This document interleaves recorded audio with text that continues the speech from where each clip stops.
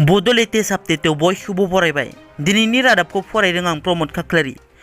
गिबि निउज आपडेटआव दङ क'क्राझाराव गुलि गावनाय जाथाय। बे गुलि गावनाय जाथाया जायो जेब्ला सासे गान्जा फालांगिरिया खारखोमानो नाजायो। मिथिनो मोननाय बादिब्ला WB11C 3219 नाम्बारनि ट्राकजों गान्जाफोरखौ वेस्ट बेंगल फारसे लांबाय थानाय समावनो गसाइगावआव हमनो मोन्दोंमोन। लोगोसे ट्राक ड्राइभार महेश यादव आरो बिगोमा हरेन्द्र जादबखौ हमनो मोननाय जायो। गुबुन फारसेथिं हमनो मोननाय ट्राकखौ सिनाय मोनै दुथांफोरा सावनानै होयो होनना पुलिसा मिथिहोयो। सुलुंनि बिथाजों संदाननानै क'क्राझार पुलिसा क'क्राझार पुलिस थानानि सिङाव थानाय बिसमुरि पुलिस आउटपस्टनि बेन्दोंआव सिखावै गान्जा लांखोमानाय 29 बोसोर बैसोनि हरिन्दर जादबआ खारखोमानो नाजानायाव पुलिसा गुलि गावनानै जोखोम खालामो। जोखोम जानाय सुबुंखौ उत्तर प्रदेश श्रीनगर रेवती पुलिस थानानि थागिबि होनना पुलिसा मिथिहोदों। गुलि गावजानाय सुबुंखौ फाहामथायनि थाखाय बरपेटा फाखरुद्दिन आली आहमेद मेडिकेल कलेजाव दैथायहरनाय जायो। धेमाजि जिल्लायाव लामानि जाब्रबथायजों सासे बर' लाइमोननि जिउ खहा।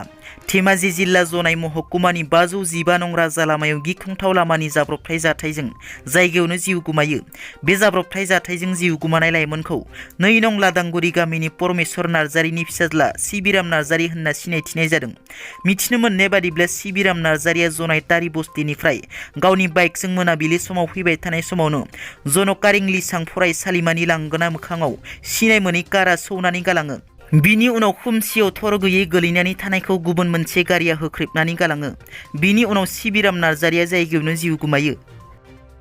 फिन खेबसेबाव बर' सावथुना इन्टारनेशनेल बान्था देरहादों। सुपारहिट बर' सावथुन जोलै दा चिट सावथुना फिन गुबुन मोनसे इन्टारनेशनेल बान्था देरहादों। रजनी बसुमतारीनि दिहुननाय बर' सावथुन जोलै दा चिटआ पर्तुगाल इन्टारनेशनेल फिल्म फेस्टिभालाव हनारेबल मेनसन केटेगरियाव बान्था देरहायो। बे गोजोनथाव रादाबखौ डिरेक्टर रजनी बसुमतारी बिथाङा फेसबुक पस्टनि गेजेरजों फोसावदों। बिथां रजनी बसुमतारीया जोलैया फिथाइ थायलांगासिनो होनना लिरनानै रंजानायनि पस्ट होयो।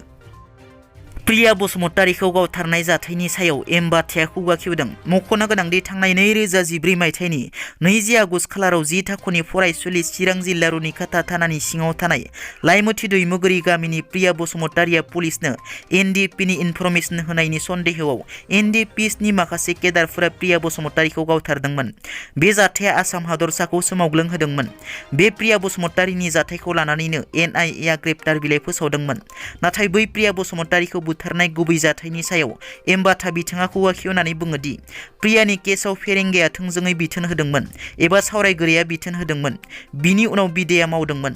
आं बेयाव गैयामोन। आं बिनि बागै मिथिया। आंखौल' मानो दायनिगिरि नोजोरजों नायो। जानो लोंनो सान्थि होआ।